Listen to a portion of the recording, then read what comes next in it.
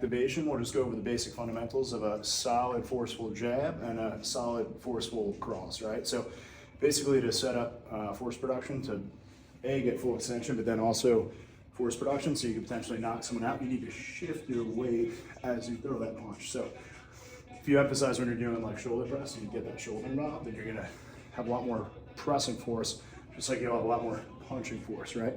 So And you box very well. we're just gonna basically work on that. So nice weighted 45-degree angle between lead left and lead right. And I'm gonna shift, and as I shift, I'm gonna shield my jawline With your shoulder? with my shoulder. So just like I would sight in a rifle, and my top two knuckles are the front side post, back shoulder is the back side post. It's the same thing when I'm throwing the punch. So everything I do with my fists is the same thing I do with a rifle, the same thing I do with a pistol or a knife. Everything is muscle memory, like programmed, so that you don't even have to think about it. So I'm here, right? And I pivot off that back foot, I'm here. So all we're gonna work on is just that jab cross. When we're gonna like spot check each other. So if you throw your jab cross at me, how we're gonna spot check each other is the force that you produce, but also how you lean into the punch. You don't wanna lean with your head, because then you get clipped at something, or an elbow or whatever, but you wanna come here, making sure that your shoulders never go above your hip line. The moment your shoulders go above your hip line is the moment your center of gravity is compromised and you're gonna fall to the ground. So I'm here, boom, and I lean in. So it's basically this. So all I want you to do is just throw that jab, but lean into it and hold it there. And then protect your thumb always. You don't want your thumb to look like that. You want to protect it. So put it between your pointer and your middle finger. Make this nice and firm. Bring that right leg out at a 45. A little bit wider base. So bring that out. Like, yeah, there we go. Now bend your knees. And now lean into this. Like really fully extend this though. You don't want to bend it. Oh. And now bring right fist to temple. Like this. Kind of like, think of your top, like you're doing like an Arnold press, right? You wouldn't want to be here and then fatigue your shoulder and you can't press. You wouldn't want to do that with a punch. So This you is keep not, it I'm here. already learning more than I ever did in the whole time I've ever you're boxed. Here to here, right? Just All right. straight jab, So, boom, and then straight cross.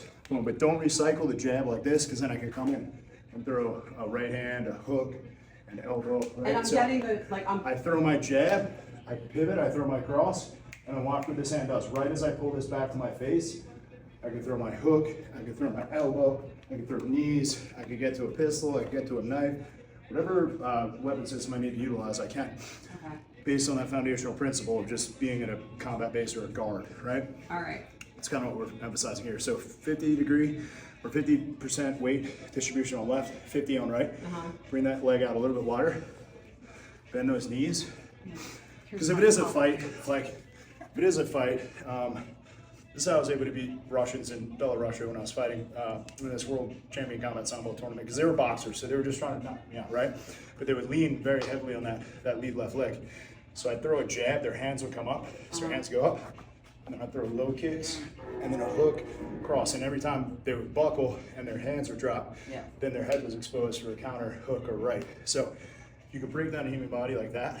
When you start thinking about how to fight, then you start to maximize how you're able to destroy the person in front of you. Does that make sense? Yes. It's like if someone's taller than you, what are you trying to do? If I'm taller than you, which clearly I am, I have a longer wingspan, do you want to stay at the end of my punches? No. Because you're not going to be able to hit me with your jab, right? Yeah. You want to get on the inside. Yeah. So how would you go down? How would you get on the inside? If I throw a jab here, you would slip this way. Under. But I wouldn't go that way, because then you're walking into the cross, right? Slip away from the jab, and then come over the top of the hook.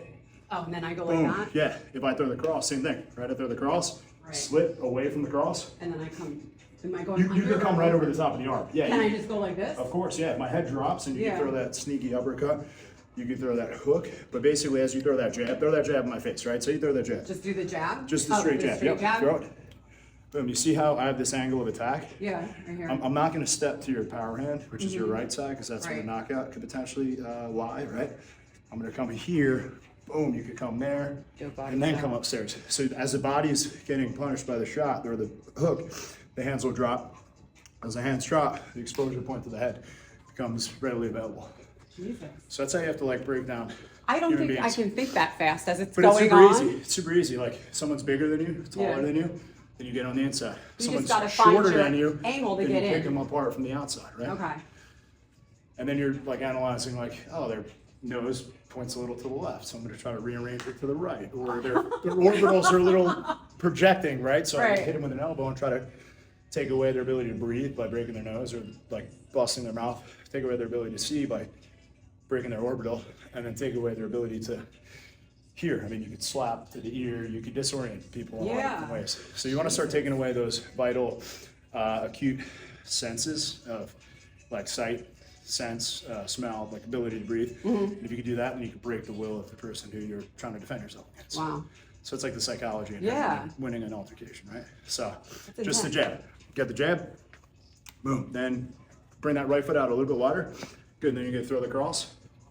Boom. And just those 2 punches alone, like in a situation where someone's like pressing you, like, hey, step back, I don't want any problems, I don't want any problems. Just throwing that quick jab cross to someone's nose bone, who's unsuspecting of it, is enough to, through pain compliance, force them to stop attacking you, right? Or force them to not try to exert their will on you in a life or death scenario.